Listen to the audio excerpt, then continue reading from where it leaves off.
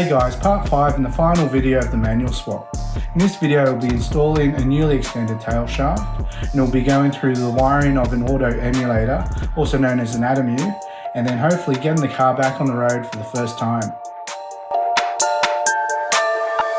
Instead of cutting the wires, I decided to de-pin them, basically for a neater install. This also meant that I had to add terminals to the ATEMU wiring. For whatever reason, if I was to return back to stock or even remove the ATEMU device to upgrade my ECU, it'll just make life easier. This is the diagram for wiring in an ATEMU into a JZX110. I just want to say a massive thanks to Chris at Phoenix Engine Management for taking the time to explain this all through to me. One of the things that he mentioned is that they've found performance is improved when connecting the third yellow wire from the ATEMU to L instead of 2. I'll leave these here on screen long enough for you to hit pause so you can go through it in greater detail. Here's a diagram of all the ECU plugs and their pinouts.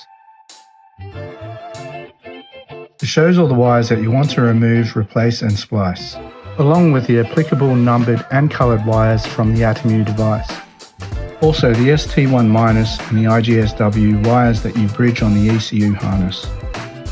The SLU plus and minus and SLT plus and minus are the wires that you want to bridge with a 10 ohm 25 watt resistor if you want to avoid getting a check engine light. Okay, so this is my ATEMU install. I've de-pinned and spliced into the relevant wires, bridged this one, and then all the unused terminals I've just capped them with some heat shrink and just, kind of bundled them like that. Just left little tabs on them just so I remember if ever I have to revert back to the original settings. So that's the 4 SLT and SLU wires coming out of there. They feed up through here. I've got them on connectors. I'll shorten that if I want to later. And then out to these 2 resistors. I'll put them on a little bracket just to keep them cool. Apparently they get really hot. So yeah, I've got the tail shaft extended on the front. 55 millimeters.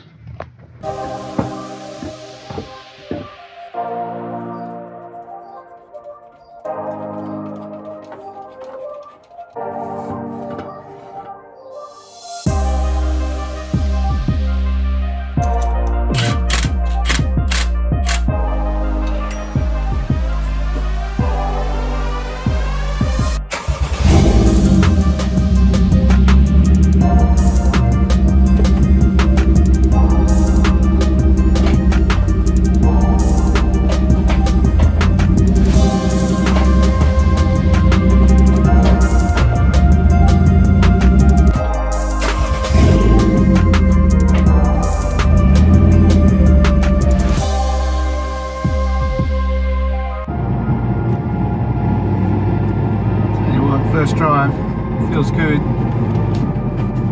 Gearbox is nice and tight. A little notchy, but I've been warned of the R154's notchiness. And also a bit of whining on deceleration. Oh yeah, there's that notchy there at first. This feels good to be back in a manual car.